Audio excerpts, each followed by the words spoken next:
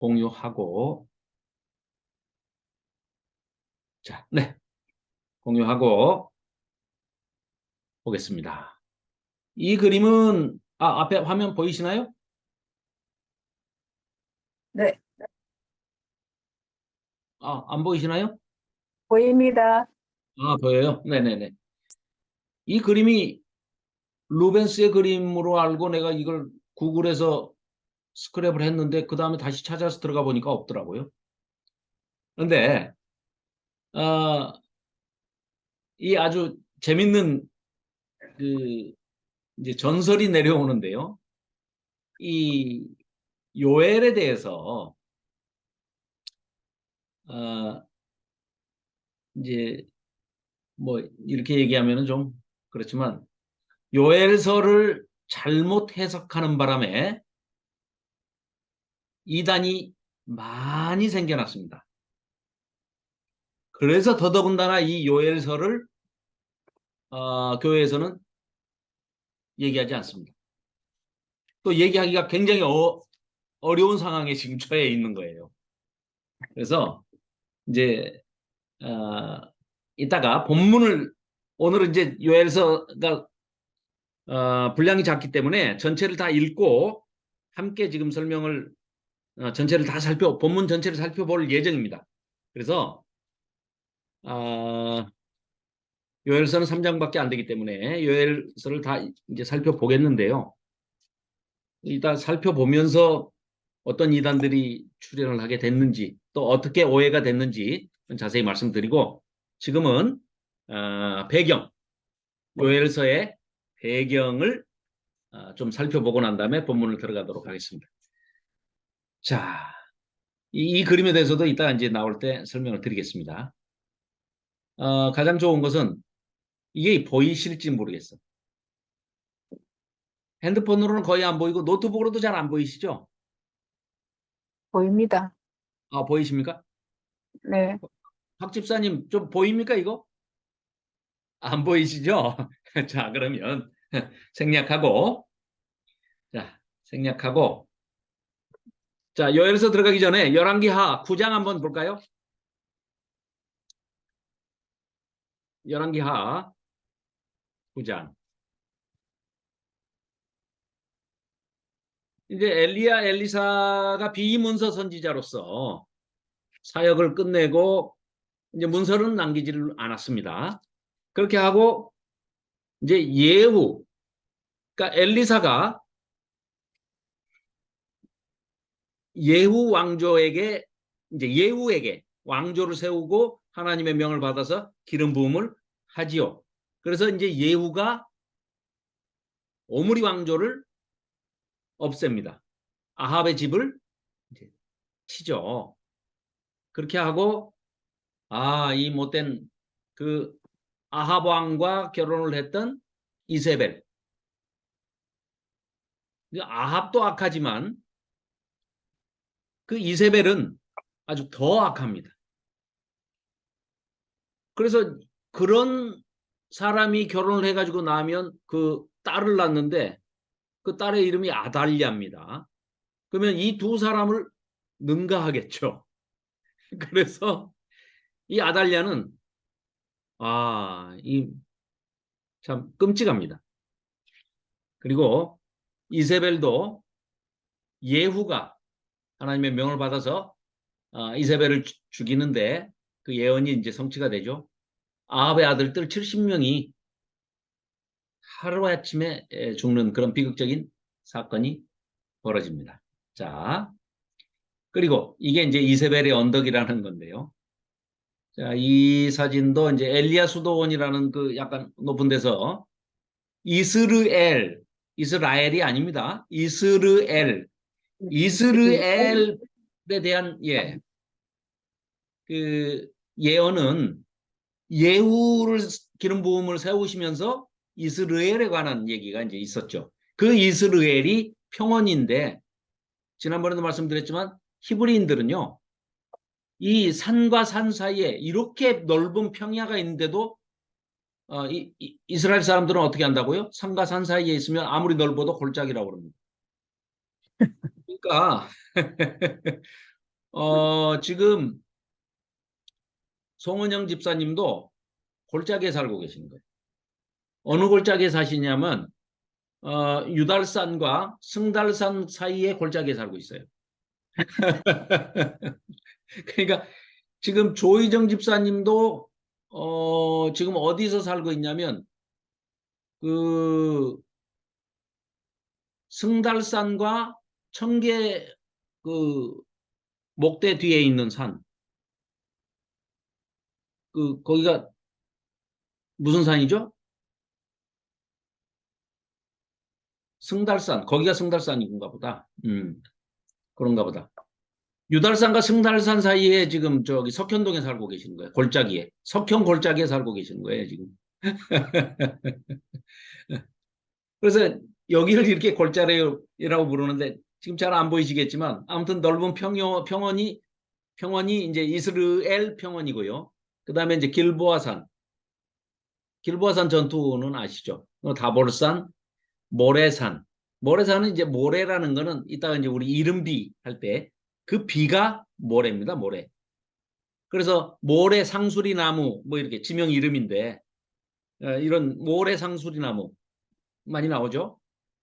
그리고 이제 그 모래산 옆에 나인성이 있고요. 나인성 과부 이야기도 잘 알고. 그 옆에가 이제 다볼산이 있고 그 바로 옆이 예수님이 사셨던 나사렛입니다. 자, 뭐 지형적으로는 그렇고요. 그 다음에 자, 이때 이제 열왕기 하 9장에서 예후가 세워지고 예후가 이세벨을 처단을 하고 엘리야를 통해서 또 예언됐던 자 9장 36절에 한번 잠깐 보시면요. 돌아와서 9장 36절 돌아와서 전하니 예후가 이르되 이는 여호와께서 그 종 디셉 사람 엘리야를 통하여 말씀하신 바라. 옛날에 이제 예언을 하셨던 거죠. 그게 성취가 된 거예요. 이르시기를 이스라엘 토지에서 지금 이 아까 방금 봤던 그 광야에서 개들이 이세벨의 시체의 살을 먹을지라. 예후가 눈화장하고 있는 그 이세벨을 가서 하나님의 명을 받아서 쳐 죽이죠. 그래서 그 2층 난간에서 떨어졌는데 개들이 그냥 이세벨의 시체를 다 뜯어 먹어버렸어요. 그게 지금 이 엘리야 때, 지금은 엘리사 시절인데 엘리야 때 예언됐던 게 지금 성취가 됐다. 그 얘기를 하고 있는 겁니다.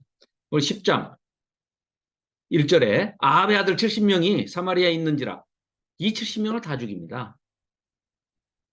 자, 참 끔찍한 일이죠. 그래서 10장 10절에 보시면 그런즉 이제 너희는 알라. 곧 여호와께서 아합의 집에 대하여 하신 말씀은 하나도 땅에 떨어지지 아니하고 다 성취되었노라 하는 얘기입니다. 여호와께서 그의 종 엘리야를 통하여 하신 말씀을 이제야 성취하셨도다, 이루셨도다 합니다. 예후가 아합의 집에 속한 이스라엘에 남아있는 자를 다 죽이고 그렇습니다. 하나도 생존자를 남기지 아니하였더라. 이렇게 하고 넘어갑니다. 자, 그리고 25절 지난번에 우리 좀 살펴봤던가요? 자, 남쪽에서는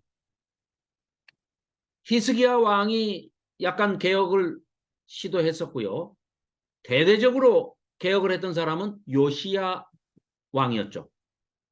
그런데 북쪽에서도 예후를 세워가지고 하나님께서 너무 소돔과 고모라보다 더 악해지니까 예후를 시켜서 25절부터 나오는 단어들이 요시야 때 했던 그 개혁상을 설명할 때 썼던, 묘사할 때 썼던 단어들이 똑같이 쓰이고 있습니다. 자, 25절 끝에 칼로 그들을 죽여 밖에 던지고, 그렇죠? 바알의 신당 있는 성으로 가서 바알의 신당에서 목상들을 가져다 불사르고, 그렇죠? 지난번에 그 요시야 개혁 때 우리 살펴봤죠. 똑같습니다. 바알의 목상을 헐며 바알의 산당을 헐어서 변소를 만들. 지난번에 없던 거 하나 나왔네요. 변소, 토일렛, 직간을 만들었답니다. 해우소를 만들었답니다. 그랬더니 오늘까지 이르니라. 얼마나 시원했으면 이렇게까지 묘사를 상세하게 했겠습니까? 변소를 만들었대요. 하나님 속이 다 시원하셨겠죠. 예후가 이와 같이 이스라엘 중에서 바알을 멸하였으나, 이 쓰나가 문제예요. 항상 하였다 음. 하고 끝나야 되는데 네. 하였으나 그러면 뭐 덜 됐다는 거죠. 음. 하였으나 29절 이스라엘에게 범죄하게 한 느밧의 아들 여로보암의 죄 다는 못했다는 거예요. 예후를 시켜서 이렇게 했는데도 불구하고 예후조차도 하나님의 명을 받았으면서도 여로보암의 죄를 또 짓는 거예요. 뭡니까? 구체적으로 곧 베델과 단에 있는 금송아지를 섬기는 죄에서는 떠나지 아니하였더라. 그러니까 명을 받아도 제대로 받아야 되는데 아합이 했던 것만 싹 없애고 여로보암 때부터 쭉 내려왔던 것은 일대 분열 왕국 왕부터 내려온 것은 다 지키면서 금송아지는 끝까지 섬겼다는 겁니다. 자, 이런 상황이면 생각해 보십시오. 여로보암 때부터 아합 아니지. 여로보암 이제 여로보암 때부터 이제 지금 예후까지 왔어요. 예후 그다음에 이제 여로보암 2세 아주 왕성할 때입니다. 아주 번성을 누릴 때인데 이때가 되기 바로 전에 얼마나 타락을 하면 엘리야 엘리사를 보내도 안 되고 그래서 하나님께서 요엘 선지자를 통해서 자 우리가 엘리야 시대 때는 몇 년간 기근이 왔나요? 가뭄이 왔나요? 3년 반 동안 비가 안 왔죠. 그러면 엘리사 때는요? 7년. 더블이니까 7년. 그럼 합하면 몇 년이죠? 10년 6개월. 10년 6개월 비에 안 오면 어떻게 될까요? 그 상황에서 메뚜기 재앙까지 옵니다. 메뚜기가 음식으로 제공됐다는 얘기가 아니에요. 메뚜기가 혹시 그 펄벅의 돼지라는 영화를 혹시 보셨나요? 소설이나? 네. 네. 그 옛날에 노벨상 받았던 소설인데 중국을 배경으로 한 영화. 네. 흑백 영화로 아마 예 봤던 기억이 있는 것 같은데 실제로 그때는 뭐 CG 컴퓨터 그래픽 이런 게 없기 때문에 그 메뚜기 떼가 나타나기를 기다리면서 그 촬영을 하느라고 뭐 거의 아주 몇 년을 기다렸다가 그 장면을 포착해서 찍었대요. 근데 새카맣니다. 새카매요. 하늘이 새까맣니다. 이제 그런 상황인데, 자, 이 메뚜기 재앙까지 이제 오게 되는 그 배경을 설명하고 있는 겁니다. 자, 11장 1절 보십시오. 아하시아의 어머니 아달랴, 아까 누구라고 그랬죠? 아합과 남왕국의 아합과 시돈 여자 이세벨이 결혼을 해가지고 난 여자가 아달랴예요. 이 아달랴가 남쪽 유다에서 다윗의 자손이 쭉 왕조를 이어가는데 한 사람이 딱 끼어서 6년간 통치를 한 게 바로 이 아달랴입니다. 이 아달랴가 그의 아들이 죽은 것을 보고 일어나 왕의 자손들을 모두 멸절하였어. 얼마나 못됐습니까? 자기 손자들을 다 죽인 거예요. 요람왕의 딸 아하시아의 누이 또 아니면 자기 남편의 다른 여자들하고 사이에서 난 왕자들 그런 겁니다. 아달랴가 그의 아들이 죽은 것을 보고 일어나 왕의 자손을 모두 멸절하였으나 요람 왕의 딸 아하시아의 누이 여세바가 아하시아의 아들 요아스를 왕자들이 죽임을 당하는 중에 한 사람을 슬쩍 빼냈다는 거예요. 70명을 죽이는데 그 중에서 한 명을 뺐어요. 대제사장 여호야다와 또 그러니까 아시아 왕의 누이니까 요아스 왕으로 봐서 왕자로 봐서는 나중에 왕이 되지만 요아스 왕으로 봐서는 고모죠, 고모. 고모가 빼돌린 거예요. 고모하고 고숙 손에서 이제 고모부 손에서 자란 겁니다. 왕궁에서 숨어서 살아요. 그것도 왕궁이 넓긴 넓은가 봐요. 애를 빼돌렸는데 그 애하고 이제 거기서 산다는 얘기를 지금 하고 있는 거예요. 2절. 그러니까 그 얘기입니다. 왕자들이 죽임을 당하는 중에서 빼내 가지고 그 요아스하고 요아스의 유모를 침실에 숨겨 가지고 아달랴를 피하여 죽임을 당하지 않게 했습니다. 3절. 요아스가 나중에 이제 왕이 되죠. 아달랴를 죽이고 왕이 되는 거죠. 그와 함께 여호와의 성전에 6년을 숨어 있는 동안에 아달랴가 나라를 다스렸더라. 이렇게 됐습니다. 7째 해에 여호야다. 이 여호야다가 고모부면서 제사장이에요. 여세바의 남편이죠. 그러니까 이제 등극을 시키는 거예요. 다윗의 후손이 한 사람이 살아있다 해가지고 이제 선포를 하고 내보내는 거죠. 그렇죠? 그래서 12절 여호야다가 왕자를 인도하여 내어 왕관을 씌우며 율법책을 주고 기름을 부어 왕으로 삼음에 무리가 다 박수하며 왕의 만세를 부르니라. 그리고 이제 아달랴는 어떻게 합니까? 죽여야죠. 그래서 14절 하반절에 아달랴가 옷을 찢으며 외치되 반역이로다 반역. 아니 자기가 왕자들 다 죽여놓고 한 명 살아남은 것 때문에 다시 제자리로 돌아가는 걸 보고 반역이라고 지금 이러고 있습니다. 그래서 15절 제사장 여호야다가 군대를 거느린 백부장들에게 명령하여 이르되 아달랴 그 못된 악녀를 지금 왕노릇 하고 있는 악녀를 갑자기 누가 생각이 나버리네. 이상한 거니? 대열 밖으로 몰아내라. 그를 따르는 자는 모두 칼로 죽이라 하니 제사장의 이 말은 여호와의 성전에서는 그를 죽이지 말라 함이라. 성전에서 죽이지 말고 끌어내서 밖에서 죽여라 이거예요.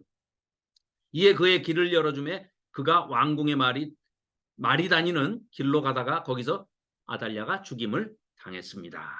자, 그래서 18절 온 백성이 바알의 신당으로 가서 그 신당을 허물고 그 제단들과 우상들을 철저히 깨뜨리고 그 제단 앞에서 그러니까 북쪽에서는 예후가 뭐 아쉽지만은 좀 그런 대로 산당을 다 파헤치고 아세라 목상이고 바알 신당을 막 깨고 이제 쳐부수고 불지르고 회파했습니다. 그리고 이제 남쪽에서는 요아스가 이제 일어나면서 요아스는 아직 8살이에요. 그러니까 8살에 왕에 등극하니까 요아스 고모부 대제사장 여호야다 그리고 고모 여세바 이들이 그래도 하나님을 경외하고 공경하는 사람들이기 때문에 이 사람들이 바알 산당을 회파하고 허물고 제단들과 우상들을 철저히 깨뜨렸습니다. 18절입니다. 그 제단 앞에서 바알의 제사장 맏단을 죽였습니다. 제사장이 관리들을 세워 여호와의 성전을 수직하게 하고 그러니까 지금 이게 뭡니까? 여호와의 성전이 있어도 그 안에서 막 우상 숭배를 다 하고 제사장들이 그 하나님의 성전에서 제사장 노릇을 한 게 아니라 바알 신당에서 아세라 산당에 가서 그 짓을 하고 있었던 겁니다. 죽어 마땅하죠. 그래서 또 백부장들과 가리사람과 호위병과 온 백성을 거느리고 왕을 인도하여 여호와의 성전에서 내려와 호위병의 문길을 통하여 왕궁에 이르매 그가 왕의 왕자에 앉으니 온 백성이 즐거워하고 온 성이 평온하더라. 아달랴를 무리가 왕궁에서 칼로 죽였더라. 요아스가 왕이 될 때의 나이가 7살이었답니다. 지금. 그렇죠. 1살 때 아마 그러니까 빼돌려가지고 성전에 여호와의 성전에 숨겨서 살다가 6년을 키웠으니까 지금 7살이 돼가지고 왕이 된 겁니다. 요아스가 7세에 등극을 했습니다. 그렇게 해서 여기 끝에 11장 끝에 갈매기 표시하시고 화살표에서 요엘서로 이렇게 써놓으십시오. 자, 그리고 요엘서로 갑니다. 송원영 집사님 거기 우리 11장 끝에 써졌습니까? 13장 끝에 써졌습니까? 마이크 켜시고요.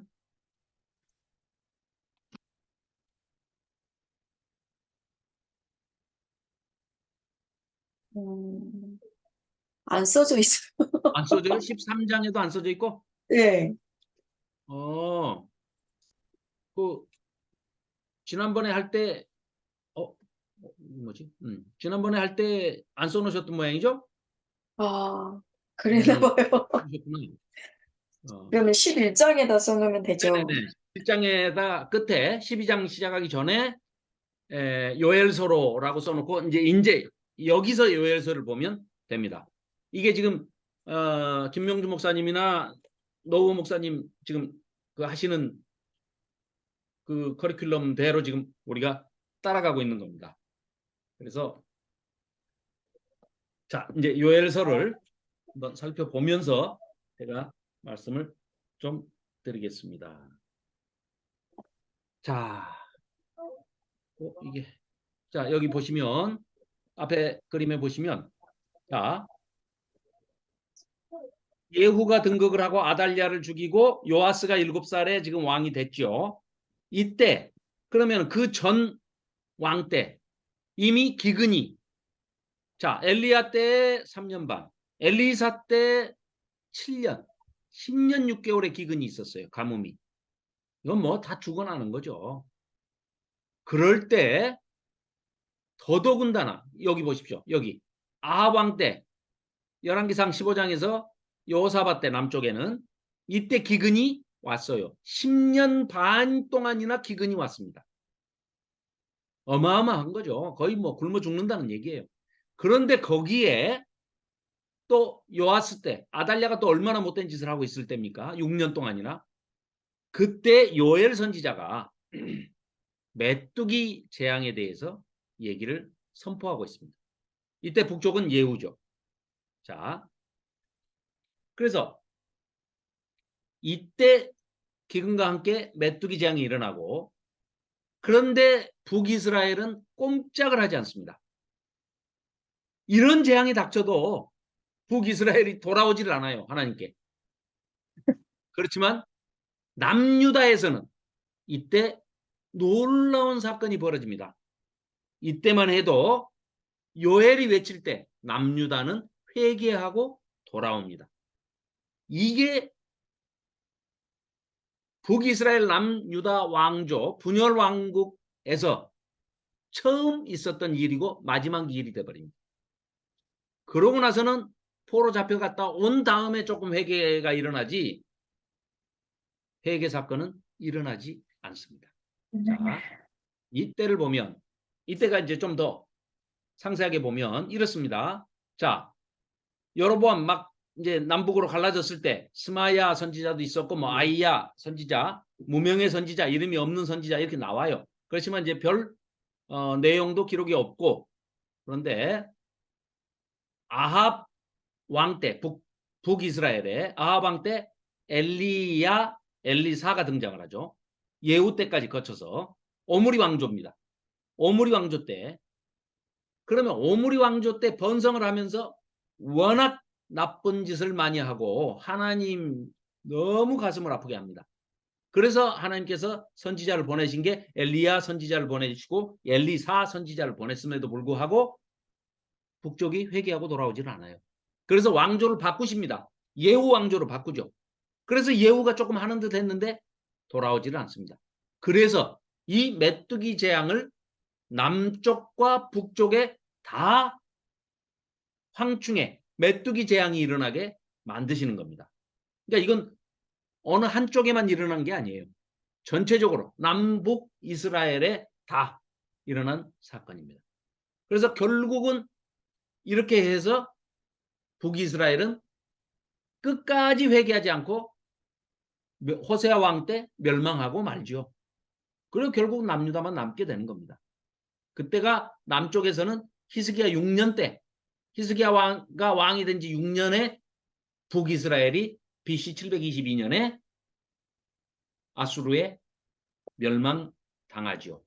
그때까지 회개하지 않고 끝까지 여로보암의 길로 가는 겁니다. 자, 그래서 이제 이때가 이제 요엘 선지자를 보고 그 이후 이제 일들은 이렇게 되는 배경입니다. 자, 그러면 자, 요엘서를 살펴보도록 하겠습니다. 자, 우선 본문 보면서 그때그때 설명을 좀 드리도록 하겠습니다. 자, 제가 이제 읽으면서 보겠습니다. 자, 부두엘의 아들 요엘에게 임한 여호와의 말씀이라. 요엘. 우리 선지자 저기 엘리야 선지자 이름을 거꾸로 하면 요엘이 됩니다. 무슨 얘기냐? 여호와가 뒤로 가면 야로 가고요. 야로 발음이 되고 여호와가 야훼가 앞에 오면 요가 됩니다. 요. 그래서 우리 흔히 신약에서 요한 그러죠. 요한. 요한이 여호와 하나님입니다. 여호와는 은혜로우시다. 그래서 여호와는 해서 요한이에요. 그러니까 그것처럼 여호와가 앞에 오면 요가 돼요. 요. 그래서 요는 그러니까 여호와 그 말이에요. 여호와는 엘로힘이다. 하나님이시다. 하나님은 한 분뿐이신데 바로 야훼 여호와께서 참 하나님 한 분뿐인 하나님이다. 그러니까 이름이 똑같아요. 엘리야 거꾸로 하면 야리엘이 아니고 요엘이 됩니다. 자, 그래서 하나님은 여호와는 하나님이시다. 하나님은 여호와시다. 이런 뜻이에요. 그런데 이 정보가 이 부두엘의 아들이라는 이 정보밖에 없어요. 요엘이 어떤 요엘을 얘기하는지 나오질 않습니다. 그런데 나중에 이제 한번 좀 이제 우리가 시간이 나면 추론을 한번 해보자고요. 자, 그러면서 하나님의 말씀이 예언자를 통해서 선포가 되는데 이때 그 예언이라고 하면은요 이렇습니다. 예언 그러면 미리 예자를 써가지고 미리 앞으로 일어날 일을 미리 얘기하는 것도 예언이고 지금 여기서 이 예언자들은 우리 예금하죠. 은행에다 돈 맡기죠. 그때 예금이라고 그러죠. 그 예자는 미리 예자가 아니고 맡길 예자, 맡을 예자예요. 은행에 우리가 돈을 넣으면 우리 입장에서는 맡긴 것이고 은행에서는 돈을 맡았죠. 네. 그걸 둘 다 똑같이 예금이라고 쓰는데 맡길 예자, 맡을 예자예요. 그러면 이 예언자는 무슨 얘기입니까? 점쟁이가 아니고 미리 앞날을 점치는 이런 점쟁이가 아니고 하나님이 주신 말씀을 은행이 돈을 맡아놓은 것처럼 내 돈이지 은행 돈이 아니잖아요. 내가 맡긴 거니까. 하나님 말씀이 하나님께서 잠깐 맡기셨어요. 누구한테? 예언자한테. 그러니까 그 자기가 하나님의 말씀을 맡아가지고 야 가서 선포해 할 때 가서 선포를 하는 겁니다. 네, 맞아요. 그러니까 하나님 말씀을 맡은 자예요. 올려 심부름. 하나님의 말씀을 있는 그대로 더하지도 빼지도 말고 가감하지 말고 있는 그대로 선포해라. 그게 예언자의 사명입니다. 책무고요. 자, 그래서 늙은 자들아 2절입니다. 너희는 이것을 들을지어다. 땅의 모든 주민들아 너희는 귀를 기울일지어다. 너희의 날에나 너희 조상들의 날에 이런 일이 있었느냐? 어떤 일이요? 뭔가 하여간 끔찍한 일이 있었던 모양이에요. 어마무시한 일이 일어나니까 너희들 옛날에 니네 조상 때 한번 야 다 알아봐라. 이런 일이 있었는지. 이런 얘기입니다. 너희는 없었다 그 말이에요. 이게 제일 끔찍한 일이다. 지금 너희가 당한 일이 제일 끔찍한 일이야. 세상에 너희들 10년 6개월이나 비가 안 오고 먹을 게 하나도 없는데 거기에 메뚜기가 와가지고 그냥 완전히 다 사람만 빼놓고는 다 없애버린다. 파랗게 생긴 것은 다 하얗게 그냥 다 갉아먹고 지나가는 거예요. 그래서 너희는 이 일을 두고두고 너희 자녀에게 말하고 얘기해 주라는 거예요. 너희 자녀는 자기 자녀에게 말하고 그 자녀는 후세에 말할 것이다. 잊어버릴 수가 없는 얘기죠. 이를테면 예를 좀 기분 좋은 예를 드는 게 좋겠죠. 아닌가? 아닐 수도 있지. 그 일본이 2024년 1월 1일 일본이 그 후쿠시마 원전이 있는 데가 거기가 그냥 지진이 일어나 가지고 아예 다 터져. 아니야. 그러면은 또 우리한테도 피해가 있구나. 하여간 일본이 섬이 4개가 있어요. 4개가. 다 쪼개져 있어요. 이렇게. 그런데 한 2개가 갑자기 자고 일어났더니 없어졌어. 2개만 남아요. 그 남아있을 2개 섬에 가서 지금 외치는 거예요. 제가 가서. 거기 가서. 너희들 말이야. 이런 일 언제 있었냐? 없지. 섬 2개가 내일 없어질 거야. 그러니까 너희 자녀에게 너는 말하고 너희 자녀들은 또 니네 자녀들한테 손자들한테 말하고 또 그 손자는 두고두고 후세에 얘기해. 일본이 섬이 4개였는데 2개만 남았어요. 이렇게 전해라. 지금 그 얘기입니다. 그 정도로 심각한 지금 상황이에요. 메뚜기 재앙이 지금 온 게. 그래도 어떻다고요? 우리가 결과를 알고 얘기하니까 그렇지. 이런 재앙이 왔는데도 북이스라엘이 어쨌다고요? 회개하지 않았습니다. 그러니 북이스라엘은 망할 수밖에 없습니다. 자, 다시 공유하겠습니다. 자, 공유하고 자, 읽으면서 설명드리겠습니다. 자, 팥중이가 남긴 것을 메뚜기가 먹고 메뚜기가 남긴 것을 느치가 먹고 느치가 남긴 것을 황충이 먹었다. 자, 거기 표시해 놓으십시오. 팥중이 줄거 놓으시고 메뚜기 줄거 놓으시고 느치, 황충 이게 줄거 놓으시면은요. 이거 저기 히브리어 원어를 찾아보면 팥중이는 뭐 까잠, 메뚜기는 아르베, 느치는 예레크, 뭐 황충은 핫실 이렇게 나오는데 이거 그냥 다 메뚜기입니다. 이거 뭐 구분하실 필요 전혀 없습니다. 같은 단어를 쓰기 싫어서 발달 단계에 따라서 뭐 여러 가지 아니 우리 한글로도 이렇게 이름이 있지 않습니까? 황충이 메뚜기고 메뚜기가 팥중이고 팥중이가 메뚜기고 메뚜기가 느치고 느치가 황충이고 그렇습니다. 다 똑같은 겁니다. 자, 이런 그 메뚜기들이 계속해서 한번 쓸고 지나가고 그 다음 또 메뚜기 때가 와서 또 남아있는 것도 마저 쓸고 지나가고 이렇게 해서 4번이나 쓸고 지나갔다는 얘기입니다. 취하는 자들아 너희는 깨어 울지어다. 포도주를 마시는 자들아 너희는 울지어다. 이는 단 포도주가 너희 입에서 끊어졌습니다. 다른 한 민족이 이게 영어 번역이 네이션으로 돼 있어요. 그래가지고 다른 나라가 한 나라가 이런 식의 표현이 돼 있는데 그렇지 않습니다.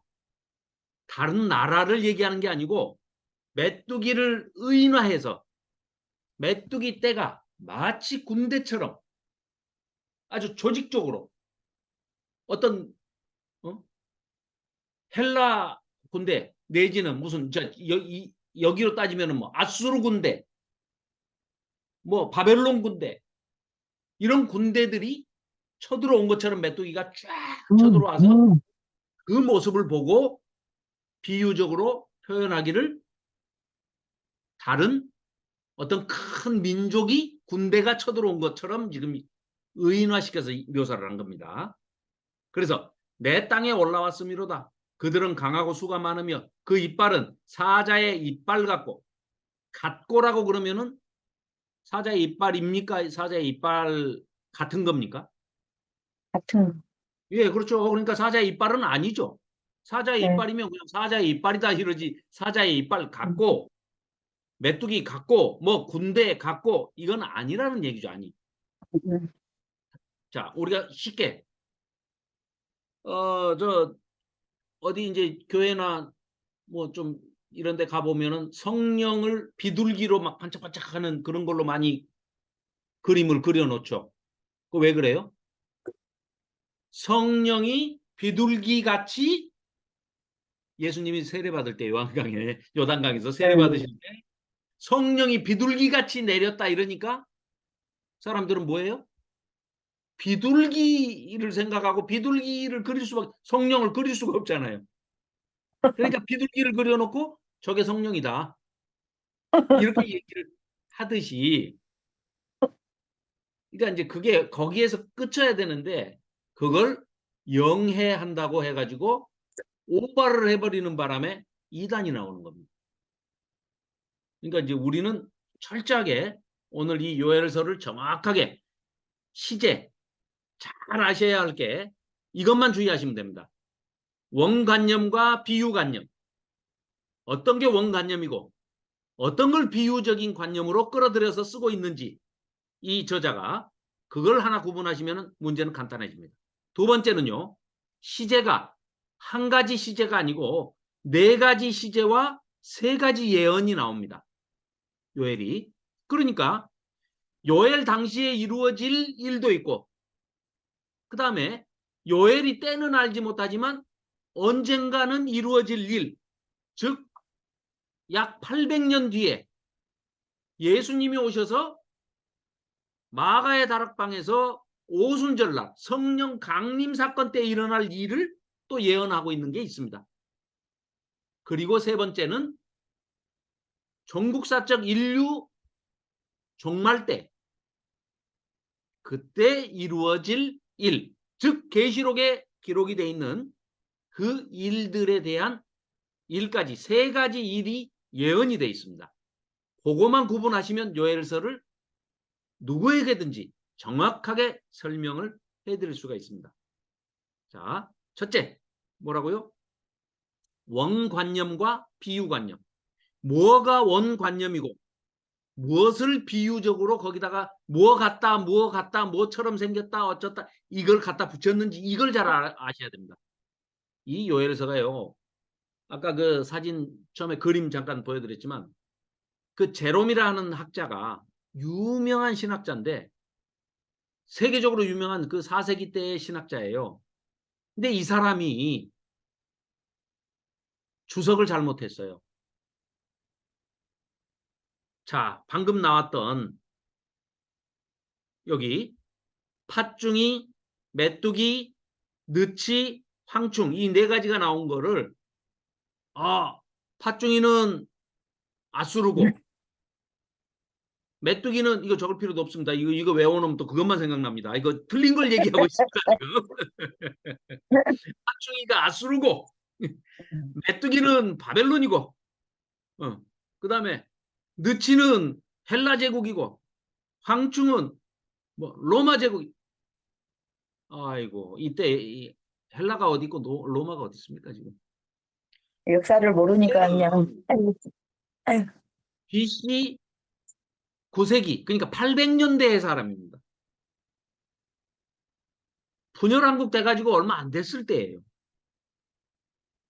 그런데 그걸 그렇게 해석을 하고 그 다음에 세 번째 아까 이제 시제 말씀드렸고요.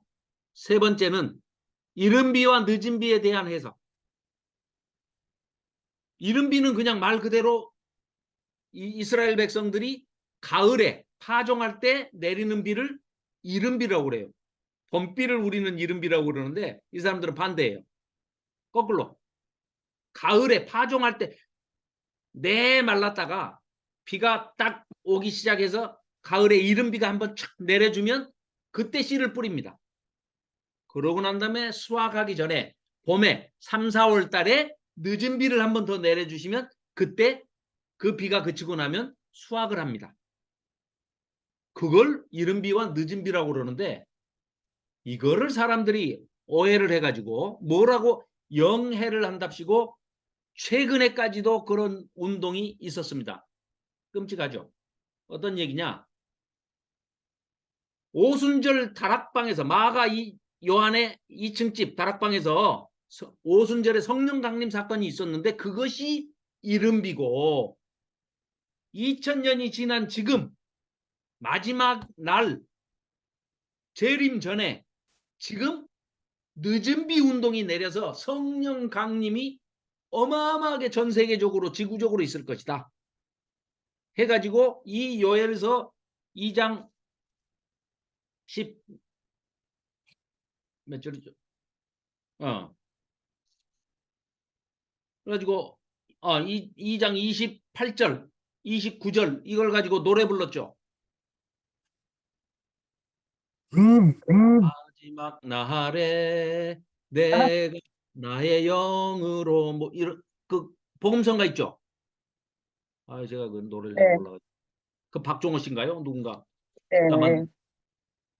그것 때문에 늦은 비, 이른 비 운동이 일어나가지고 이게 수많은 젊은이들을 이 이단에 빠뜨린 겁니다. 자, 요엘의 군대, 지저스 아미 이런 거 들어보셨죠? 에스더 기도 운동, 백 투 더 예루살렘 많이 들어보셨죠? 땅 밟기 운동. 전부 그런 것들이 이 요엘서를 제롬도 1600년 전에 오해했죠. 1600년 동안 오해를 거듭해 오다가 여기에서 윌리엄 브레넘이라는 사람이 이른비 늦은비 운동을 또 주창하고 나섭니다. 이른비가 2000년 전에 예수님 오셨을 당시에 마가야 2층 다락방에서 오순절 성령 강림 사건이 있었을 때처럼 지금 이 시점에 2000년이 지난 지금 이 시점에 늦은 비가 한 번 더 성령 강림 그 오순절 때문에 오순절처럼 그런 사건이 또 한 번 일어날 것이다. 그래가지고 마지막 부흥을 이루고 재림하고 종말이 오고 이 지구는 끝날 것이다. 이걸 주장하는 사람들이 윌리엄 브레넘의 그 늦은 비 운동 거기서 나온 교단이 나와버렸습니다. 그게 바로 오순절 교단입니다. 세계에서 제일 큰 단일 교회가 참 자랑스럽게도 대한민국 땅 여의도의 서울 한복판에 땡땡 교회가 그 이단의 대표적인 뭐 100만 성도 뭐 찾고 뭐 60만 성도 70만 성도 이러는데요. 거기서 그 이단이 생겨난 거죠. 오순절 교단 자체가 전체가 다 그냥 이단입니다. 그게 윌리엄 브레넘이 이 해석을 잘못해서 이른 비 늦은 비 운동을 주창을 하게 되고 또 거기에 또 이용희 교수가 뭐 또 저기를 해가지고 백 투 더 예루살렘 뭐 땅 밟기 운동 무슨 지저스 아미 아니 자기들이 뭐 메뚜기입니까? 무슨 지저스 아미입니까? 지저스 아미라는 거는 여호와께서 메뚜기조차도 짐승이나 육축이나 곤충들까지도 자연계에 있는 모든 사람을 제외한 모든 동식물들도 다 하나님께서는 사용하실 수 있다. 이걸 보여주시는 건데 무슨 자기들이 하나님께 쓰임받는 메뚜기들이라고 지저스 암이라는 거예요. 군대라는 거예요. 요엘의 군대 운동. 이런 걸 한다는 겁니다. 다 잘못된 겁니다. 자, 시간 관계상 3장까지 이걸 살펴보고 난 다음에 이제 보충 설명을 좀 드리는 게 좋을 것 같습니다. 자, 그래서 이빨은 사자의 이빨 같고 6절입니다. 그 어금니는 암사자의 어금니 같도다. 이건 같다는 거죠. 그렇죠? 자, 그 다음에 8절입니다. 그들이 내 포도나무를 멸하며 내 무화과나무를 긁어 말갛게 벗겨서 버리니 그 모든 가지가 하얗게 돼. 메뚜기 떼가 싹 쓸고 지나가면서 다 갉아 먹어버려가지고 나무가 껍질째 그냥 다 됐다는 얘기예요. 그래서 말갛게 벗겨져서 하얗게 돼버렸다는 겁니다. 자, 8절입니다. 너희는 처녀가 어렸을 때 약혼한 남자로 말미암아 굵은 배로 동이고 애곡함 같이 할지어다. 아니, 처녀가 이제 막 약혼했어요. 결혼도 안 하고 약혼했는데 상복을 입었다는 얘기는 뭐예요? 그 어린 신랑이 결혼도 안 해봤는데 약혼만 했어요. 약혼만. 이제 우리 언제 결혼하자. 이게 정하기만 했는데 죽어버린 겁니다. 얼마나 애통해요. 그래서 굵은 배로 동이고 애곡함 같이 너희들 그런 심정으로 울어라. 이 재앙이 메뚜기 재앙이 기근이 10년 6개월 동안 있고 그 지난 다음에 메뚜기 재앙까지 보냈는데도 회개하고 돌아오지 아니하면 더 큰 재앙이 올 것이다. 이 얘기를 지금 하고 있는 겁니다. 경고죠, 경고. 그러니까 자 보십시오. 소제와 전제가 여호와의 성전에서 끊어졌고 제사 드릴 것이 없어요. 소제 밀가루라도 뭐 밀 한 움큼이라도 가지고 곡식 가루를 빻아가지고 하나님께 드리는 제사도 하나님 다 받으셨잖아요. 그럼에도 불구하고 그게 없어. 그러니까 한마디로 뭐예요? 하나님께 드릴 밀 한 줌도 없다는 거예요. 지금 먹을 게 없으니까. 전제 포도주로 부어드리는 제사죠. 포도주가 어디 있습니까 지금? 네, 여호와의 성전에서 끊어졌고 여호와께 수종드는 제사장은 슬퍼하도다. 제사장이 제사를 못 드리고 있어요. 재물이 없어서. 밭이 황무하고 토지가 마르니 곡식이 떨어지며 새 포도주가 말랐고 기름이 올리브 기름마저도 다 하였도다. 농부들아 너희는 부끄러워할지어다. 포도원을 가꾸는 자들아 곡할지어다. 통곡해라. 이는 밀과 보리 때문이라. 밭에 소산이 하나도 없어요. 다 없어졌음 이로다. 포도나무가 시들었고 무화과나무가 말랐으며 석류나무와 대추나무와 사과나무와 밭의 모든 나무가 다 시들었으니 이러므로 사람의 즐거움이 말랐도다. 아, 먹을 게 없는데 무슨 즐거움이 있겠습니까? 13절입니다. 제사장들아 너희는 굵은 배로 동이고 슬피 울지어다. 제단에 수종드는 자들아 너희는 울지어다. 내 하나님께 수종드는 자들아 너희는 와서 굵은 베옷을 입고 밤이 새도록 누울지어다. 이는 소제와 전제를 너희 하나님의 성전에 드리지 못함이로다. 남유다도 극심한 기근이 왔다는 거예요. 엘리야 엘리사가 북쪽에서 북이스라엘이 3년 반, 7년 해서 10년 6개월 동안 기근이 온다고 그러는데 남쪽이라고 그래서 멀쩡했겠냐 이 말입니다. 남쪽도 기근이 영향을 받았고 마찬가지로 뭡니까? 지금 메뚜기 재앙까지 이제 남북이 똑같이 당하는 그런 입장입니다. 너희는 14절 금식일을 정하고 성회를 소집하여 장로들과 이 땅의 모든 주민들을 너희 하나님 여호와의 성전으로 모으고 여호와께 부르짖을지어다. 거기 부르짖을지어다. 이거는 짜크입니다. 짜크. 이거 우리가 주여 삼창할 때 부르짖으면서 기도합시다. 그거 부르짖다 아니에요. 그거는 카라입니다. 카라. 카라는 뭐냐? 부르다. 송은영 집사님이 민서를 부를 때 민서야 이렇게 부르는 거를 카라. 그런 카라를 썼는데 에레미야 33장 3절에 부르짖으라고 번역을 해놨어요. 그러면 이제 민서를 부를 때마다 민서야 하고 불러야 돼. 그러니까 그걸 배워가지고 하나님을 부르는데 경망스럽게도 주여 주여 주여 그것도 3번씩 3창으로 부릅니다. 하나님 우리에게 귀를 만들어 주셨는데 못 들으실까 봐. 번역이 잘못됐다는 거예요. 근데 여기 지금 부르짖는 거는 울부짖다 그 말입니다. 왜요? 이거 그냥 하나님 부르는 게 아니고 울부짖어야 돼요. 이게 진짜로 crying out이에요. 울면서 부르짖는 겁니다. 그 단어가 달라요. 히브리어 단어가 짜크예요. 짜크. 앞으로 짜크가 나오고 카라가 예언서에는 무지하게 많이 나옵니다. 나올 때마다 제가 설명을 드리겠습니다. 거의 대부분이 다 카라입니다. 카라. 그런데 한글 번역은 무조건 다 부르짖다라고 해놨으니 오해가 엄청납니다. 오해가 2번이면 10번이면 10회인가?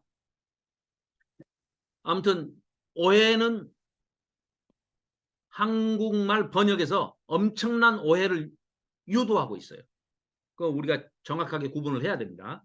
자, 여기는 짜크, 울며 부르짖다 그 말입니다. crying out이에요. 맞아요. 슬프다 그날이여 여호와의 날이 가까웠나니. 여호와의 날 거기 줄 그어 놓으십시오. 여호와의 날 대부분은 여호와의 날 그러면 아주 하나님의 어떤 은혜의 날, 구원의 날 이런 걸로 오해를 하지만 여기에서는 지금 재앙의 날이고 심판의 날을 여호와의 날이라고 합니다. 표시해 놓으십시오. 그래서 여호와의 날이 가까웠다. 심판의 날이 가까웠다. 재앙의 날이 가까웠다. 이런 말씀입니다. 곧 멸망같이 전능자에게로부터 우리에게 이르리로다. 먹을 것이 우리 앞에서 끊어지지 아니하였느냐. 기쁨과 즐거움이 우리 하나님의 성전에서 끊어지지 아니하였느냐. 씨가 흙덩이 아래에서 썩어졌고, 씨가 썩어버리면 어떻게 합니까? 이제 발화가 안 되는 거죠. 그럼 농사도 못 짓는 거예요.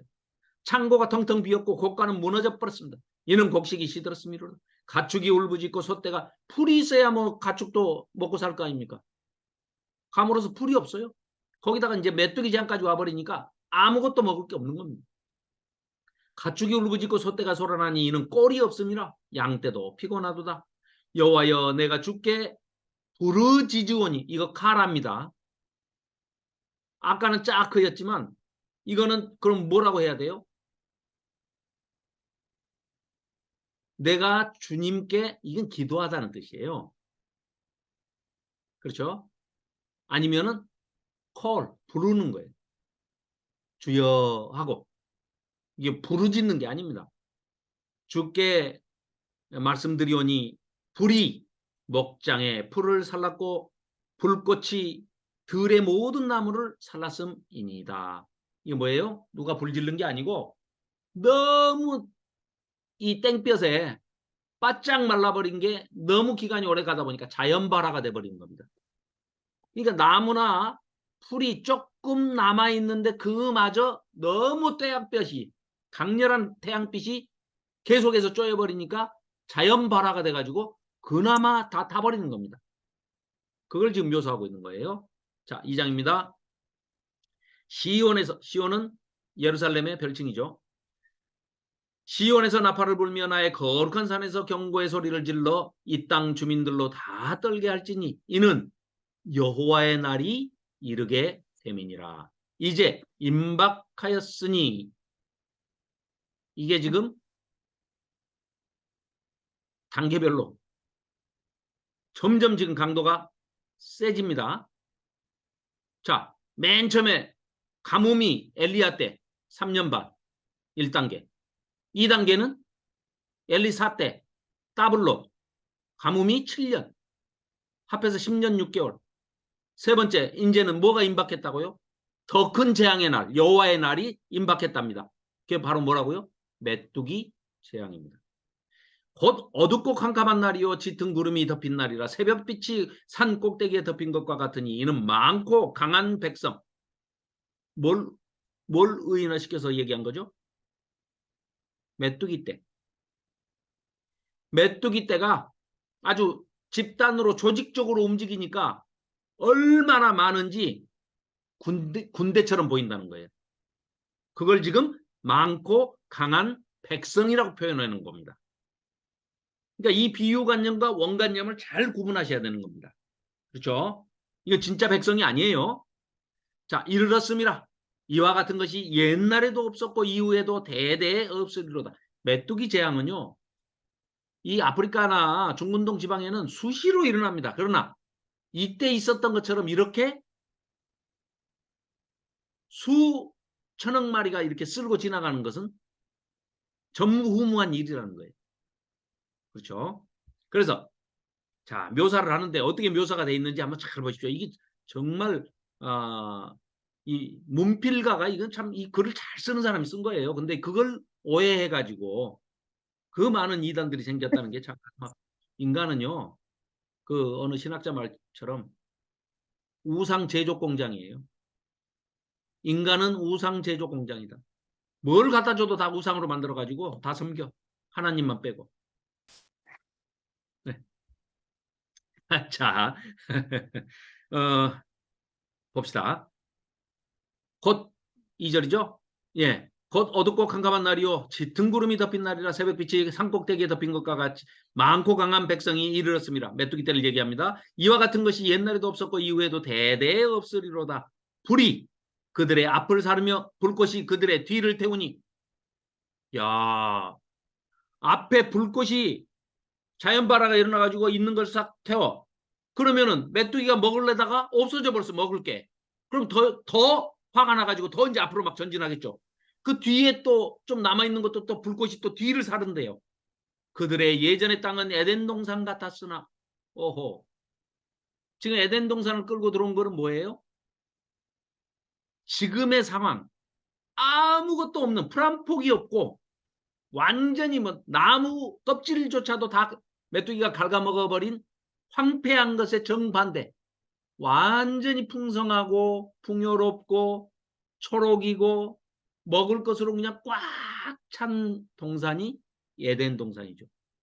반대 개념으로 지금 에덴 동산을 끌고 들어와서 표현하고 있는 겁니다.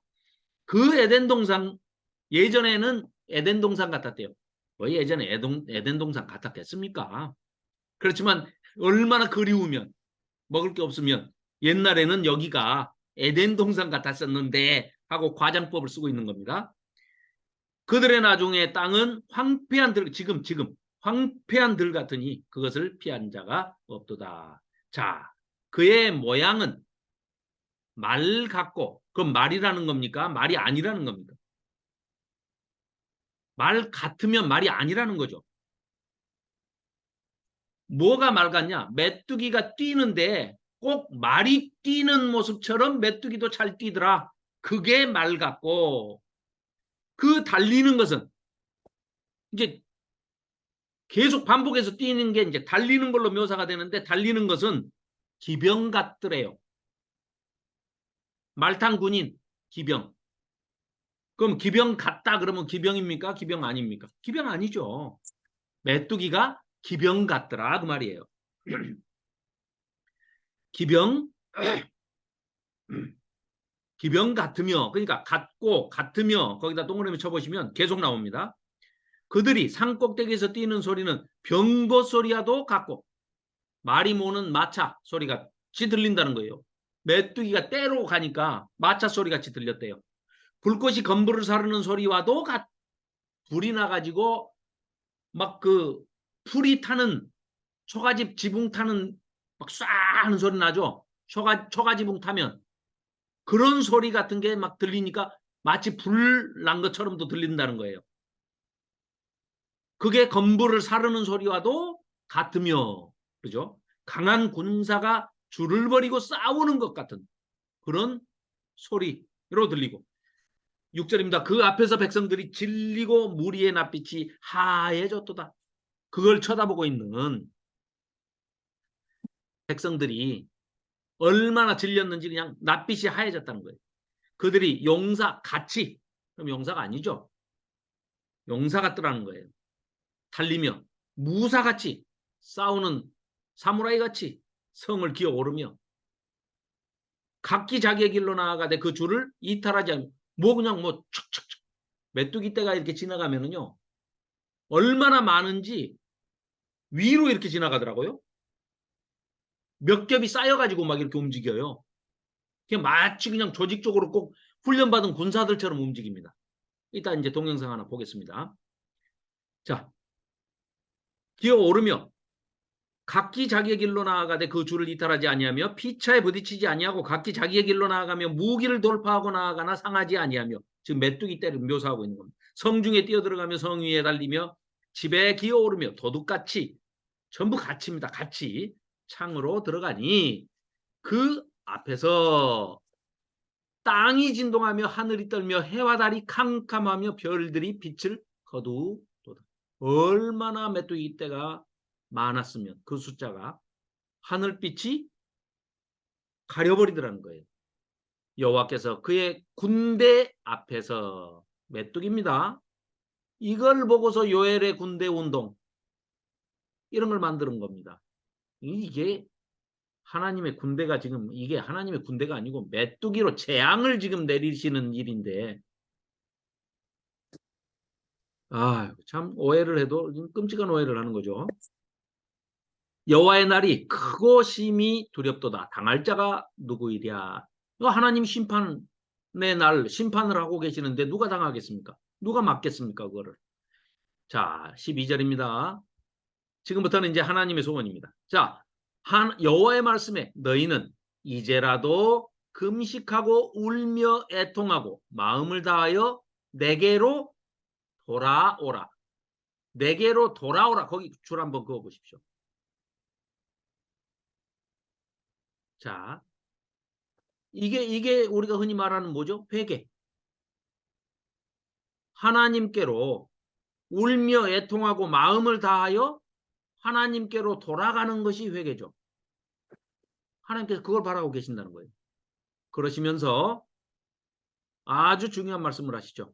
선지자를 통해서, 요엘 선지자를 통해서 13절, 너희는 남 보라고 그저 회개하는 척 하면서 옷을 찢지 말고, 옷 아까우니까 옷 찢지 말고 마음을 찢어라. 마음을 찢어라. 그 말은 뭘까요? 우리의 모든 존재 중심의 근본이 되는 것이 마음이지 않습니까? 마음. 그렇죠. 마음에서 회개가 일어나야지 겉모양으로 뭐 슬픈 척. 회개는요. 뭐 너무나 잘 아시다시피 회개는 내가 어떤 일에 대해서 후회하고 거기에 대해서 뭐 생각이 좀 바뀌고 이런 차원의 것이 회개가 아닙니다. 하나님이 말씀하시는 거는 지금 내가 기차를 타고 서울로 가고 있었는데 내가 깨달으면 내 몸은 기차 안에 있으면서 기차 안에서 뒤로 이렇게 돌아오는 것은 후회지 회개가 아닙니다. 회개는 뭐예요? 차가 딱 섰을 때 내려서 반대로 가는 다른 기차를 타는 것이 회개입니다.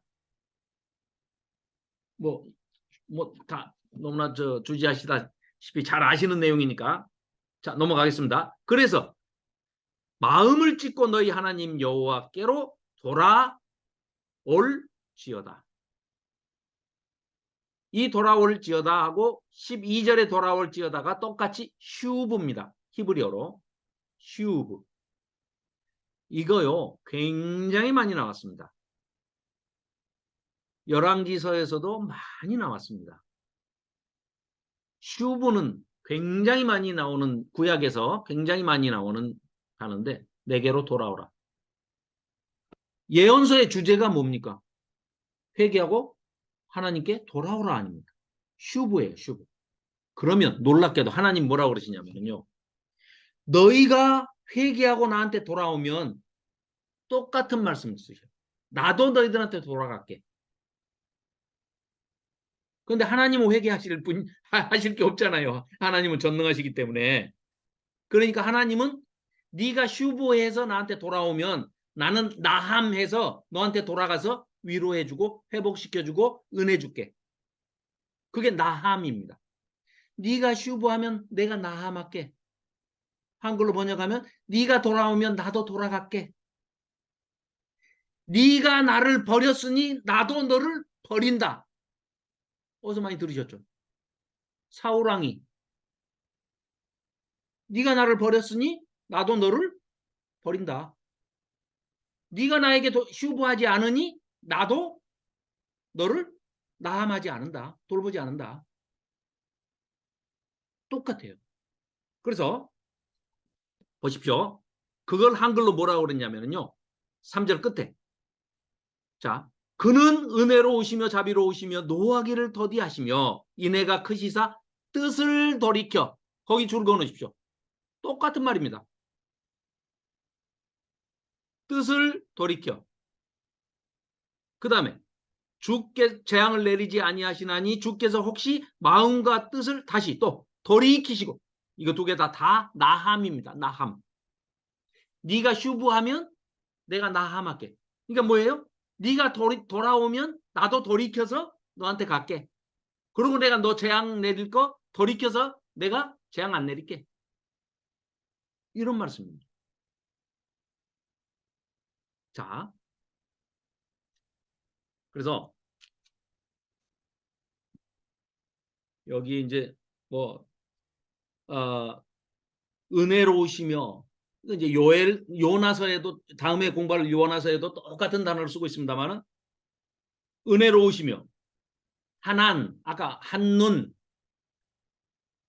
히브리어로 한눈입니다. 하난 은혜로우시며 자비롭다 라훔 또 노하기를 더디하시며 아레크 아프 그 다음에 인애가 크시사 헤세드. 그렇죠? 뜻을 돌이켜 나함. 그 다음에 재앙을 내리지 아니하시다. 알라 말입니다. 라가 악입니다. 악, 라가. 거기서 알 하는 거 돌이키신다는 거예요. 재앙을 돌이키셨다는 거예요. 악을 돌이키신다는 거예요. 예. 그래서 자, 주께서 혹시 마음과 뜻을 돌이키시고 그 뒤에 복을 내리사 너희 하나님 여호와께 소제와 전제를 드리게 식량을 풍성하게 내려주실 줄 누가 알겠냐. 요엘 예언자가 지금 이렇게 선포하고 있는 겁니다. 제발 거짓 부릴 것이 니들이 뭐 있냐. 먹을 거 아무것도 없고 제사도 못 드리면서 제발 회개하고 하나님께로 돌아와라. 그러면 하나님께서 다 채워주실 거 아니냐. 그래도 안 한다고? 이런 뜻입니다. 자, 15절. 너희는 시온에서 나팔을 불어 거룩한 금식일을 정하고 성회를 소집해라. 남유다 이제 예루살렘에서. 그래서 백성을 모아 그 모임을 거룩하게 하고 장로들을 모으며 어린아이와 젖 먹는 자를 모으며 신랑을 그 방에서 나오게 하며 신부도 그 신방에서 나오게 하고 여호와를 섬기는 제사장들은 낭실과 제단 사이에서 울며 이르기를 여호와여 주의 백성을 불쌍히 여기소서 주의 기업을 욕되게 하여 나라들로 그들을 관할하지 못하게 하옵소서 어찌하여 이방인으로 그들의 하나님이 어디 있느냐 말하게 하겠나이까 할지어다. 이방인들이 조롱해요. 니네 하나님만이 참 하나님이고 신이라면서 여호와만 하나님이라며 엘이 야라며 네. 야가 엘이라며 어떻게 된 거야? 하고 이방인이 조롱한다는 거예요. 그러면 본인들이 회개를 해야죠. 그렇죠? 그런데 본인들은 회개하지 않고 이러냐. 이런 얘기예요. 자, 그래서 자, 드디어 16절 그때에 그러니까 그때 이 말은 회개하고 돌아온다면 이런 뜻입니다. 그때 거기 밑줄 그어놓으시고 이제 요엘의 기대예요. 지금까지는 하나님의 소원이었어요. 하나님의 소원은 뭐였다고요? 네가 나한테 돌아오면 나도 돌아갈게야. 제발 돌아와라. 네가 슈브하면 내가 나 맞게. 이런 말씀이셨어요. 그게 하나님의 소원이었습니다. 지금부터는 이제 요엘이 남유다 사람들한테 기대하는 거예요. 그때 회개하고 돌아온다면 그 말이에요. 여호와께서 자기의 땅을 극진히 사랑하시어 그의 백성을 불쌍히 여기실 것이라.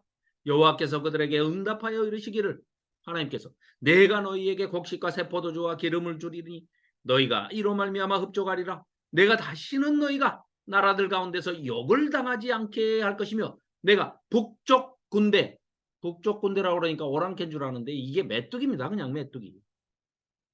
그러니까 원관념과 비유관념을 아셔야 된다는 거죠. 바르게 우리가 너희에게서 멀리 떠나게 하면 메뚜기 떼를 떠나게 하겠다는 거예요. 하나님께서 메마르고 척박한 땅으로 쫓아내리니 그 앞에 부대는 동해로 그 동해는 사해바다를 얘기하겠죠. 그 뒤에 부대는 서해로 서해는 지중해를 얘기하겠죠. 서쪽에 있는 바다니까 서해로 돌아갈 것이라 들어갈 것이라 상한 냄새가 일어나고 악취가 오르리니 이는 큰 일을 행하였음이라 하시리라. 땅이여 두려워하지 말고 기뻐하며 즐거워할지어다. 여호와께서 큰 일을 행하셨음이로다. 큰 일이 뭐예요? 하나님께서 행하신 큰 일이 뭐냐면 18절부터 20절까지 그 일이 큰 일이라고 지금 지칭하고 있는 겁니다. 그렇죠? 자, 그래서 들짐승아 두려워하지 말지어다. 들의 풀이 싹이나 들짐승도 먹을 것이 없어요. 풀이 없어. 그러니까 이제 걱정하지 말래요. 싹이 나게 해주신대요. 나무가 열매를 맺으며 무화과 나무와 포도나무가 다 새 힘을 얻는도다. 내는도다. 왜요? 비가 오니까. 비가 올 거니까. 자, 22절. 시온의 자녀들아 너희는 너희 하나님 여호와로 말미암아 기뻐하며 즐거워할지어다. 가만히 있어도 이런 일이 일어나는 게 아니고 아까 뭐예요? 18절에 그때 이게 전제입니다. 조건절이에요. 뭐 하면? 회개하고 돌아오면 그 말이에요. 시온의 자녀들아 너희는 너희 하나님 여호와로 말미암아 기뻐하며 즐거워할지어다. 그가 너희를 위하여 비를 내리시되 이른 비를 아까 말씀드렸죠? 이른 비는 가을에 파종할 때 내리는 비 10월 달에 10월에서 11월 달에 내리는 비가 이른 비예요. 그리고 그 이듬해 수확할 때 우리가 말하는 봄비 그게 늦은 비예요. 결실을 맺을 때 3월 달 4월 달에 내리는 비 그걸 늦은 비라고 그래요. 그래서 이른 비를 너희에게 적당히 주시리니 이른 비와 늦은 비가 예전과 같을지어다. 10년 6개월 전에 평상시에 비 잘 왔을 때처럼 예전과 같게 될 것이다. 그 말입니다. 마당에는 밀이 가득하고 독에는 새 포도주와 기름이 넘치리로다. 내가 전에 너희에게 보낸 큰 군대, 진짜 군대입니까? 비유관념으로 지금 메뚜기를 얘기하는 겁니까? 메뚜기 말 하나 많아죠. 그 뒤에 설명까지 돼 있잖아요. 오해할 걸 오해해야지 세상에. 큰 군대 곧 메뚜기. 써져 있잖아요. 오해하기로 작정을 한 사람들 같아. 이렇게 써져 있는데 안 믿어. 난 그냥 군대로 해석할래 뭐 이러면서. 왜 그럴까요? 만나면 물어보시기 바랍니다. 자, 큰 군대 곧 메뚜기와 느치와 황충과 팥중이가 그렇죠? 먹은 횟수대로 너희에게 갚아주리니 회복시켜 주시겠다는 얘기예요. 너희는 먹되 풍족이 먹고 너희에게 놀라운 일을 행하신 너희 하나님 여호와의 이름을 찬송할 것이라. 내 백성이 영원히 수치를 당하지 아니하리로다. 그런즉 내가 이스라엘 가운데 있어. 이거 박스 딱 쳐놓으십시오. 자, 우리 레위기 26장, 신명기 28장에서 공부 많이 했죠. 자, 하나님이 주시는 복 4가지, 하나님이 내리시는 재앙 3가지. 복 4가지는 뭡니까? 비, 평화, 번성, 동거. 다시 한번요. 하나님께서 4가지 복을 주십니다. 너희가 내 말을 잘 들으면 너희에게 4가지 복을 줄 텐데 첫째, 비를 주신대요. 지금 여기 말씀하고 계시는 이른 비와 늦은 비를 때에 따라 시적절하게 비를 주시고 비가 잘 와서 곡식이 잘 자라고 풍년이 되면 번성하죠. 근데 번성하는데 칼 들고 북쪽에서 오랑캐가 쳐들어오면 다 죽고 곡식 뺏기잖아요. 그러니까 그거 막아주신대요. 평화. 비, 평화, 번성. 그 다음에 하나님께서 방금 박스 쳐놓은 거. 내가 이스라엘 백성 가운데에 하나님이 좌정하고 계신대요. 누가 감히 쳐들어옵니까? 동거하신다는 거예요. 자, 3가지 재앙은 뭡니까? 너희들이 내 말을 듣지 않으면 뭐예요? 제일 먼저 칼, 오랑캐가 쳐들어와. 기근, 비를 안 주셔. 그 다음에 전염병, 칼, 기근, 연병. 요 3가지를 재앙을 주시고 3가지 재앙, 4가지 복. 말 잘 들으면 비, 평화, 번성, 동거. 말 안 들으면 칼, 기근, 전염병. 이게 구약의 끝까지 갑니다. 레위기에서 26장, 신명기 28장에서 주신 이 말씀이 신약 계속해서 끝까지 갑니다. 구약 예언서는 말할 것도 없고요. 자, 그렇습니다. 그래서 그런즉 내가 이스라엘 가운데서 함께 계시겠다는 거예요. 자, 너희 하나님 여호와가 되고 다른 이가 없는 줄을 너희가 알 것이라. 내 백성이, 언약 백성이, 이스라엘 백성이. 그러니까 이 당시에는 하나님께서 백성, 내 백성, 내 백성 하는 것은 교회 아닙니다. 요엘 당시에 이스라엘 백성, 남유다 백성을 얘기하고 계시는 거예요. 이걸 우리라고 교회에게 하신 말이다. 이거 아닙니다.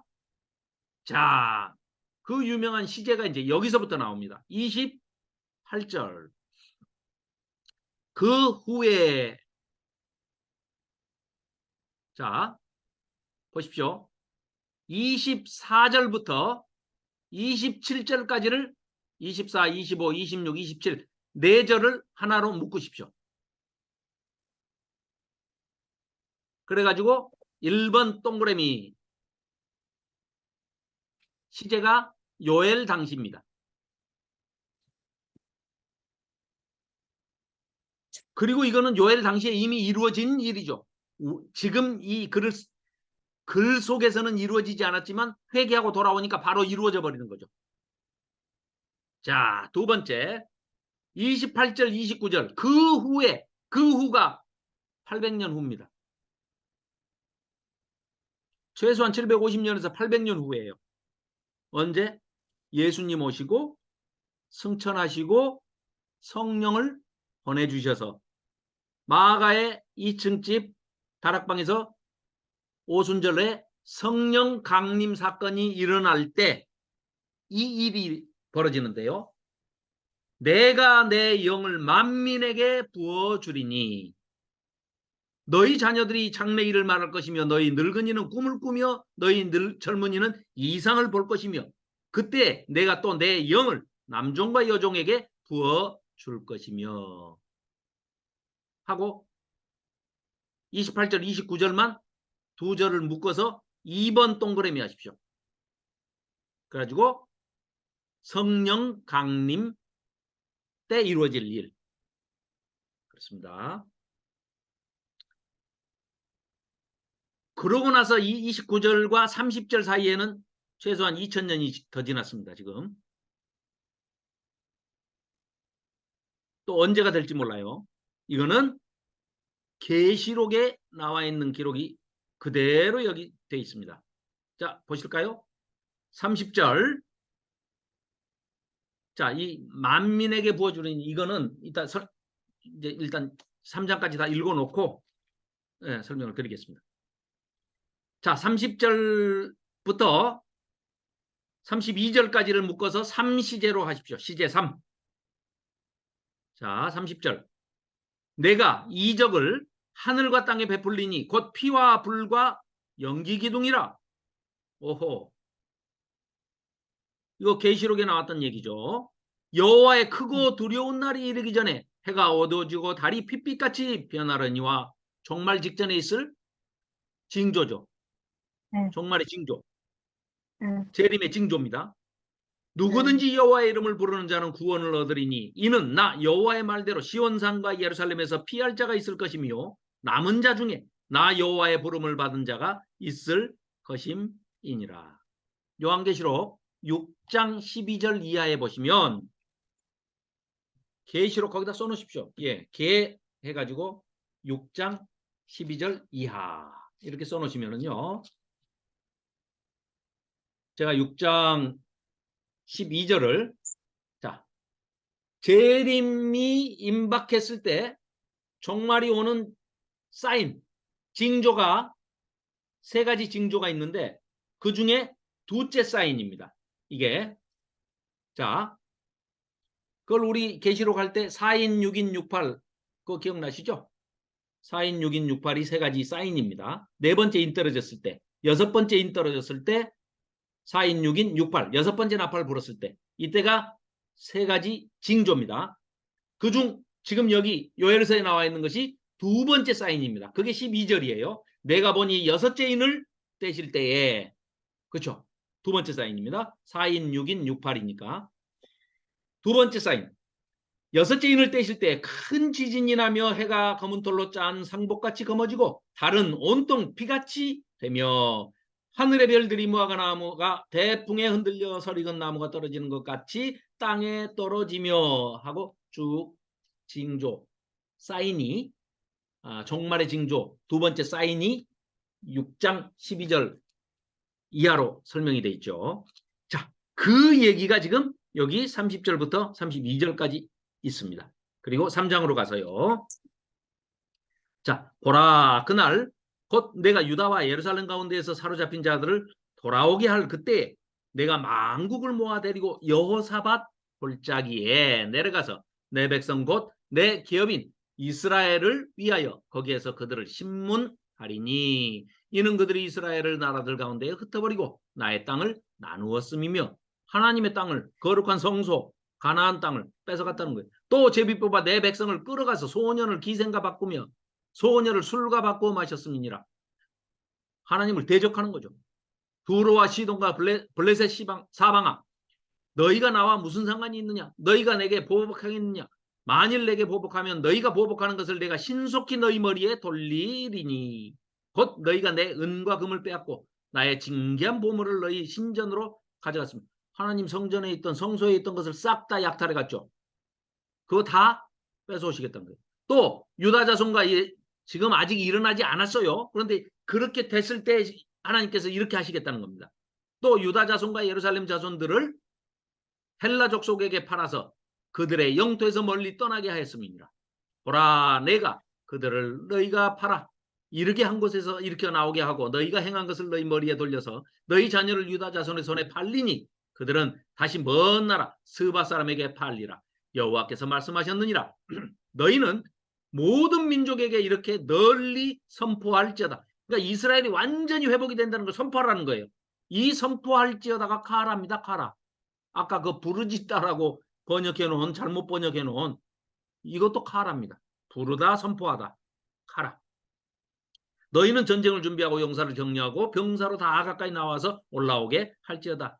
너희는 이제 전쟁 끝났으니까 전쟁을 해야 되니까 너희는 보습을 쳐서 칼을 만들지어다. 낫을 쳐서 창을 만들지어다. 약한 자도 이르기를 나는 강하다 할지어다. 사면의 민족들아, 너희는 속히 와서 모일지어다. 여호와의 주의 용사들로 그리로 내려오게 하옵소서. 민족들은 일어나서 여호사밧은 왕의 이름이기도 하지만 여호와 샤파트 이런 뜻입니다. 심판하시는, 재판하시는 하나님. 골짜기 이름이 여호사밧 골짜기예요.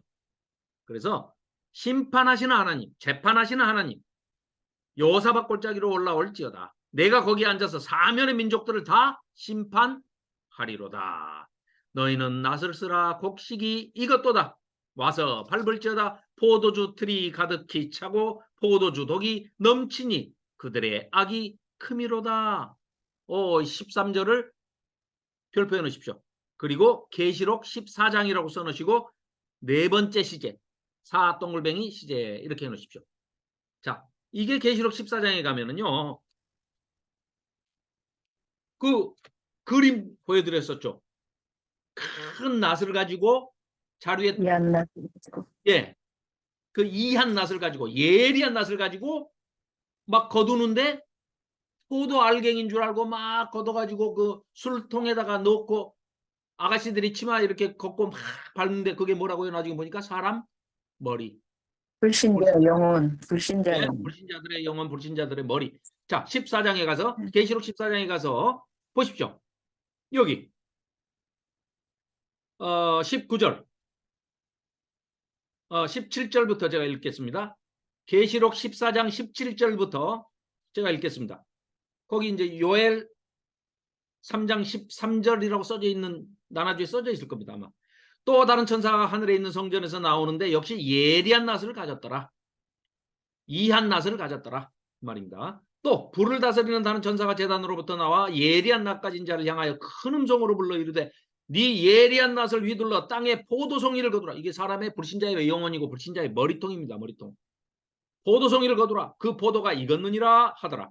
천사가 낫을 땅에 휘둘러 땅에 포도를 거두어 하나님의 진노의 큰 포도주 틀에 던짐에 성 밖에서 그 틀이 밟히니 틀에서 피가 나서 말 굴레에까지 닿았고 1600 스타디온에 터졌더라. 끔찍한 그림이죠. 이게 그림 언어인데요. 이게 벌써 이미 요엘서에서 예언자 선지자 요엘서 3장 13절에 이미 지금 명시가 되어 있는 게 나중에 요한 사도가 800년 뒤에 거의 900년 뒤에 이 요한 계시록을 기록할 때 삼층천에 하늘에 올라가서 하나님께서 보여주시고 예수님께서 보여주신 그림을 다 보고 와서 쓴 게 똑같은 장면을 쓰고 있는 겁니다. 지금 이 장면이에요. 뭐 다른 설명을 하면 2단입니다. 하면. 자꾸 하면 4단 됩니다. 곱하기 2단 곱하기 2단 해가지고 4단 됩니다. 자, 14절. 사람이 많으며 심판의 골짜기에 사람이 많으며 심판의 골짜기에 여호와의 날이 가까우미로다. 그렇습니다. 요 13절 14절 해서 이게 네 번째 시제입니다. 해와 달이 깜깜하여 별들이 그 빛을 거두도다. 여호와께서 시온에서 부르짖고 예루살렘에서 목소리를 내시리니 하늘과 땅이 진동하리로다. 그러나 여호와께서 그의 백성의 피난처 이스라엘 자손의 산성이 되시리로다. 그런즉 너희가 나는 내 성산 시온에 사는 너희 하나님 여호와인 줄을 알 것이라. 예루살렘이 거룩하리니 다시는 이방 사람이 그 가운데로 통행하지 못하리로다. 완전 이제 회복이 된 거죠. 그날의 산들이 단 포도주를 떨어뜨릴 것이며 작은 산들이 저주를 흘릴 것이며 유다 모든 시내가 물을 흘릴 것이며 회복된 거죠. 여호와의 성전에서 샘이 흘러나와서 시딤 골짜기에 되리라. 오호, 이거 에스겔서에서도 이런 장면이 나왔죠. 네. 네. 성전 한가운데서 네. 예, 물이 흘러나와서. 샘솟습니다. 그렇습니다. 네. 자, 그러나 애굽은 황무지가 되겠고 이 괴롭히던 모든 열방들은 다 이렇게 비참하게 됩니다. 애굽은 황무지가 되겠고 에돔은 황무한 들이 되리니 이는 그들이 유다 자손에게 내 백성 내 언약 백성들에게 포악을 행하였으니까 또 억울하게 무죄한 자들을 피를 흘려서 억울하게 죽게 했으니까 그 땅에 흘렸음이니라. 유다는 영원히 있겠고 예루살렘은 대대로 있으리라. 전제 조건이 뭐라고요? 아까 뭐 하면? 회개하고 돌아오면. 대전제입니다. 그게 그때에 이렇게 표현되어 있습니다. 그러니까 그걸 잊어버리고 우리는 가만히 있어도 하나님이 이렇게 해주시나 봐. 이렇게 해주신 일이 없었죠. 그나마 포로 잡혀서 가가지고 거기서 70년 포로 생활을 통해서 정신을 조금 차리고 돌아와서 에스라 느헤미야 때 수룹바벨 성전을 다시 재건하고 성벽을 중수하고 느헤미야가 와서 중수하고 에스라 학사를 통해서 처음으로 초막절 성경 공부를 하죠. 에스라 성경 강좌를 하죠. 에스라 학사를 통해서. 그렇게 해서 잠깐 회개하고 돌아온 적은 있지만 결국은 남유다도 우리는 지금 이미 역사를 지내놓고 와서 보니까 어때요? 586년에 이 남유다마저도 이때는 회개하고 돌아왔는데 결국은 회개하지 않아서 므낫세, 그 악한 므낫세 때문에 결국은 예루살렘 성전 문을 닫고 하나님께서 성전을 떠나버리시죠. 그래서 이 12권의 17권의 예언서, 물론 포로기 이전이 있고 포로기 때가 있고 포로 이후 때가 있습니다. 이 세 가지 때, 포로기를 전후로 하는 세 가지 시대 구분도 이제 우리가 순서대로 연대기 순으로 읽어 나갈 것이니까 그런 내용이 이제 전부 나올 겁니다만은 유다는 영원히 있겠고 예루살렘은 대대로 있으리라 이렇게 했건만 내가 전에는 그들의 피 흘림 당한 것을 갚아주지 아니하였거니와 이제는 갚아주리니 이는 여호와께서 시온에 거하심이니라. 시온에 거하신다는 건 뭐예요? 성전이 지금 그래도 있다는 거예요. 그래서 재물을 바치려고 해도 가뭄과 기근과 그 다음에 메뚜기 재앙 때문에 제사를 못 드리고 있지만 회복시켜 주시겠다. 왜요? 너희들이 회개하고 돌아오면 언제든지 회복시켜 주시겠다. 자, 그래서 앞에 잠깐 이제 정리 좀 하겠습니다. 아이고, 빨리 달려왔는데도 이거 석장을 다 읽고 나서 설명을 하니까 시간이 다 됐네요. 죄송합니다. 말을 좀 더 빨리 하겠습니다. 자, 요엘은 말 그대로 하나님은 여호와시다. 여호와는 하나님이시다. 이 기록 시기가 AD 9세기설부터, 그러니까 9세기라 하면은 800년대를 얘기하겠죠. 그때부터 AD 2세기설까지 있고, 뭐 이제 두 가지 설로 압축을 하면, 지금 요엘서를 노 목사님 말씀처럼 지금 읽느냐, 열왕기하 11장 끝내고 읽느냐, 아니면 포로기 이후에 이게 돌아와서 쓰였으니까 그때 읽느냐인데요. 지금 읽어야 맞습니다. 그러나 저작은 포로 귀환해가지고 저작이 되었을 가능성도 굉장히 높아요. 그렇게 추정은 됩니다. 상당히 근거 있고 일리 있는 주장을 해요. 학자들이. 그런데 쓰여진 연대가 중요한 게 아니고 시대적인 배경이 중요하기 때문에 우리는 이때 읽는 게 옳다 이렇게 보고 있습니다. 자, 기록 목적은 여호와의 날이 무조건 하나님이 주시는 뭐 은혜 주시고 은혜 베풀어 주시고 구원해 주시는 그런 날이 아니고, 여호와의 날이라는 것은 오해하지 마라.